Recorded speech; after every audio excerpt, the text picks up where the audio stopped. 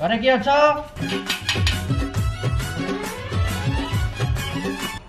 କଣ ବାବୁ? ଏ meter reading ରେ ଆସିଥିଲି। ହଉ ଆସ। ତମର 3000 ଟଙ୍କା ଲାଇନ ବିଲ୍ ହେଲାଣି।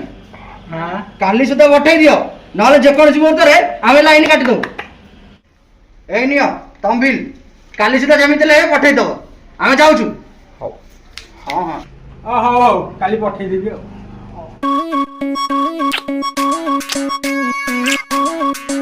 ରେ କଣ କରୁଛୁ? ଆଜ୍ଞା ଇଲେକ୍ଟ୍ରିକ ତ ପଇସା ଆଜ୍ଞା ଚୁପଚାପ ହେଇକି ନେଇକି ଇଲେକ୍ଟ୍ରିକ ଅଫିସ ଦେଇଦିଅ। ଆଜ୍ଞା। ଆଉ ମୁଁ ଯଦି ଶୁଣିଲି ବାଟରେ ଗୋଟେ ମସ୍ତାନି କରୁଛୁ ନା ବାପୁ ନା, ତାଙ୍କ ବାଡିକୁ ଛୋଟା ଠିକ ଅଛି ବାପା।